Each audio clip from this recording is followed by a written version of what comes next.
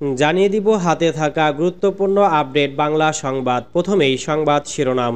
খাগড়াছড়িতে ১৪৪ ধারা থাকলেও জনজীবন স্বাভাবিক, দোকানপাট খোলা। এরপর জানিয়ে দিব অক্টোবরে চালু হতে যাচ্ছে মিরপুর ১০ স্টেশন। এরপর জানিয়ে দিব ৯৯ প্রতিষ্ঠানে দুদকের চিঠি, স্বরাষ্ট্রমন্ত্রী PS পদ যেন পরশ পাথর। এদিকে সাবেক প্রধানমন্ত্রীর উপদেষ্টা কামাল নাসের চৌধুরী গ্রেপ্তার। এবং সর্বশেষ জানিয়ে দিব তাপস পালিয়ে যাওয়ার পর পূজা হচ্ছে কলাবাগান মাঠে।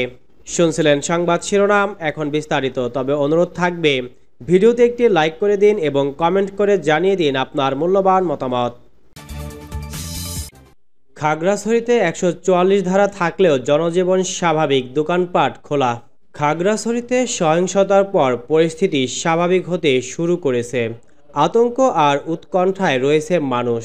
বুধবারও ২ অক্টোবর জারি রয়েছে ১৪৪ ধারা। তবে সকাল থেকে শহরের কিছু দোকানপাট খুলতে শুরু করেছে। জেলা শহরের মহাজনপাড়া, পানখাইয়াপাড়া সড়কের চা দোকান, আনন্দনগর রাস্তার মাথায় এখনও পড়ে আছে গতকালের সহিংসতার চিত্র। সড়কের ওপর পড়ে আছে আগুনে পুড়িয়ে দেওয়া মোটরসাইকেল সহ বিভিন্ন আসবাবপত্র। গতকাল এক শিক্ষককে পিটিয়ে হত্যার ঘটনায় পাহাড়ি বাঙালির মধ্যে সহিংসতা শুরু হয়। এর জেরে মহাজনপাড়া এলাকায় অন্তত 10টি দোকানে ভাঙচুর করা হয়। একটি কাপড়ের দোকান থেকে লুটপাট করার অভিযোগ পাওয়া গেছে। এছাড়া শহরের পানখাইয়াপাড়া সড়কের KSTC হাসপাতাল সহ অন্তত 20 দোকানে ভাঙচুর লুটপাট করেছে দুর্বৃত্তরা। পানখাইয়াপাড়া সড়কের ব্যবসায়ী সুশীল মার্মা বলেন, কাল দুপুরের পর থেকে পরিস্থিতি খারাপ দেখে দোকান বন্ধ করে রেখেছিলাম। আজ সকালে এসে দেখি দোকান ভাঙচুর হয়ে গেছে। বেছে বেছে পাহাড়ি দোকান ভাঙচুর করেছে দুর্বৃত্তরা। মহাজনপাড়া এলাকার মুদি দোকানদার স্বপন চাকমা বলেন, উপজেলার দিক থেকে অনেক মানুষ এসে দোকানে হামলা করে ভাঙচুর ও লুটপাট করেছে। KSTC হাসপাতালের ম্যানেজার মোহাম্মদ পারভেজ ইসলাম বলেন, দুপুর থেকে হাসপাতাল বন্ধ করে রাখা হয়েছিল, তারপরও দুর্বৃত্তরা হাসপাতালে হামলা করে ভাঙচুর করেছে। অক্টোবরে চালু হতে যাচ্ছে মিরপুর 10 স্টেশন। মেট্রো রেলের মিরপুর 10 স্টেশন দ্রুত চালু করার চেষ্টা করছে পরিচালনাকারী প্রতিষ্ঠান ঢাকা ম্যাস ট্রানজিট কোম্পানি লিমিটেডের DMTCL। প্রতিষ্ঠানটির ঊর্ধ্বতন সূত্র জানিয়েছে, চলতি অক্টোবর থেকে মিরপুর 10 স্টেশনটি চালু হতে পারে। স্টেশনটি চালু করতে খরচ হবে খুব কম। খবর মানবজমিনের। DMTCL সূত্র জানিয়েছে, দুর্বৃত্তদের হামলায় মিরপুর 10 স্টেশনটি ব্যাপক ক্ষতিগ্রস্ত হয়েছে। TVM, passenger gate, control room, display ক্যামেরাসহ প্রায় সব ধরনের যন্ত্রপাতি ক্ষতিগ্রস্ত হয়েছে। মেট্রো রেলের স্টেশনে ব্যবহৃত যন্ত্রপাতিগুলো প্রোপ্রাইটার আইটেম। এসব উপকরণ নির্মাণকারী প্রতিষ্ঠানের নিজস্ব সিস্টেম ও ডিজাইন করা হওয়ায় অন্য প্রতিষ্ঠানের কাছে পাওয়া যায় না। তাই যাত্রী চাহিদার কথা বিবেচনা করে এখন যেসব স্টেশনে তুলনামূলক কম যাত্রীর চাপ রয়েছে সেসব স্টেশন থেকে কিছু যন্ত্রপাতি এনে সমন্বয় করে মিরপুর 10 স্টেশন চালু করা হবে। উত্তরা সেন্টার, উত্তরা দক্ষিণ এই 3 স্টেশন থেকে গেটসহ কিছু যন্ত্রাংশ এনে মিরপুর 10 স্টেশনে লাগানো হবে। এছাড়া ট্রেনিং সেন্টার থেকে আপাতত কিছু যন্ত্রাংশ আনা হবে। যেসব যন্ত্রাংশ স্থায়ীভাবে ব্যবস্থা করে তা ক্ষতিগ্রস্ত স্টেশনে ব্যবহার করা যাবে সেগুলো কেনা হচ্ছে। এতে আপাতত খরচও কম হচ্ছে, আবার যাত্রীরাও দ্রুত স্টেশনে সেবা পাবে। ৯৯ প্রতিষ্ঠানে দুদকের চিঠি, স্বরাষ্ট্রমন্ত্রী PS পদ যেন পরশ পাথর।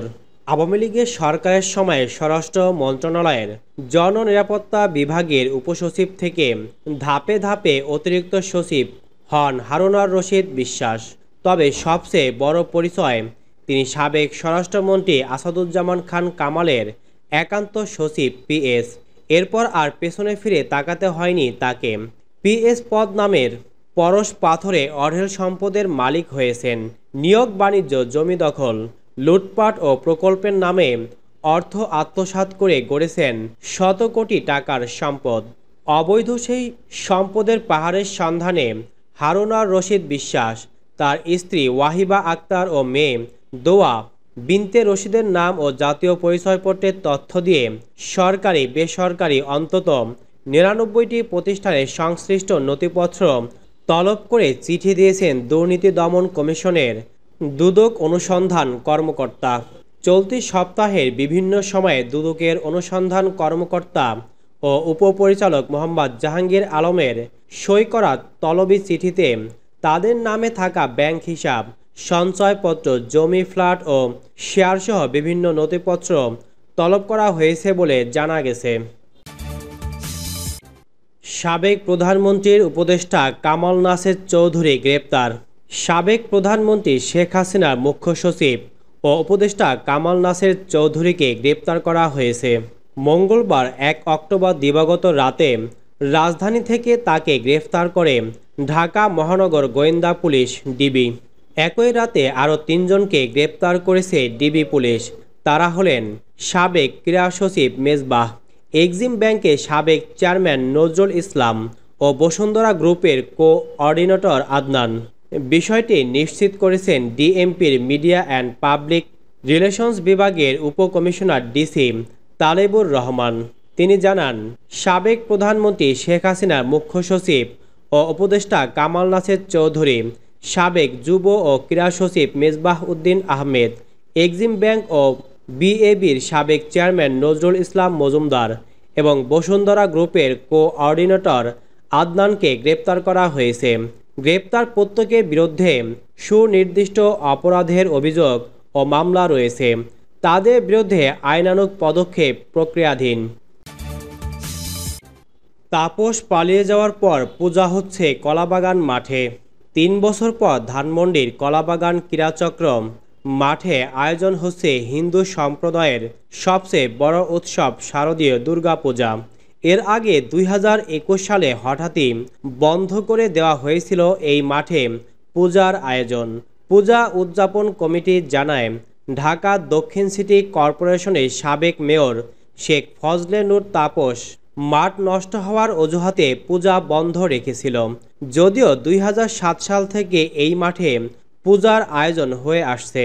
কলাবাগান পূজা উদযাপন কমিটির যুগ্ম সম্পাদক পার্থপ্রতিম দাস জানান, ধানমন্ডি, কলাবাগান, হাজারীবাগ, মোহাম্মদপুর নিউ মার্কেট ও আশপাশের এলাকার প্রায় ৬০,০০০ হিন্দু অধিবাসীর জন্য কোনো মন্দিরে না থাকায় কলাবাগান ক্রীড়াচক্র মাঠে ২০০৭ সাল থেকে সার্বজনীন শারদীয় দুর্গাপূজা উদযাপন করে আসছে। তবে ২০২১ সালে মন্ত্রণালয়ের অনুমতি থাকলেও সিটি কর্পোরেশন অনুমতি দেয়নি। ৩ বছর পর এবার আমরা কলাবাগান মাঠে দুর্গাপূজার অনুমতি পেয়েছি। সাবেক সাধারণ সম্পাদক দিলীপ চৌধুরী বলেন, নতুন ঢাকার পূজা বলতে এই কলাবাগান মাঠের পূজা দিয়েই শুরু হয়েছিল। ২০০৭ থেকে ২০২০ সাল পর্যন্ত এই মাঠে পূজা উদযাপন করেছি। দীর্ঘ ১৪ বছর পর ২০২১ সাল থেকে পূজা করার অনুমতি দেয়নি। ৩ বছর পর এবার কলাবাগান মাঠে পূজা করার অনুমতি পেয়েছি। আমরা প্রস্তুতি নিচ্ছি, বর্তমান সরকার এবং প্রশাসনের সর্বাত্মক সহযোগিতাও পাচ্ছি। এই মাঠে পূজা করতে পেরে এই এলাকার হিন্দু সম্প্রদায়ের মানুষও অনেক আনন্দিত। উল্লেখ্য, আগামী ২৪ আশ্বিন ৯ অক্টোবর বুধবার দেবীর ষষ্ঠাদি কল্পারম্ভ ও মহাষষ্ঠী পূজার মাধ্যমে দেবীর বোধন, আমন্ত্রণ ও অধিবাস অনুষ্ঠিত হবে। ২৫ আশ্বিন ১০ অক্টোবর বৃহস্পতিবার দুর্গা দেবীর মহাসপ্তমী, ২৬ আশ্বিন ১১ অক্টোবর শুক্রবার মহাষ্টমী, ২৭ আশ্বিন ১২ অক্টোবর শনিবার মহানবমী এবং ২৮ আশ্বিন ১৩ অক্টোবর পূজা হবে। দশমীর দিন পূজা সমাপন ও প্রতিমা বিসর্জনের মধ্য দিয়ে দুর্গাপূজার আনুষ্ঠানিকতা শেষ হবে।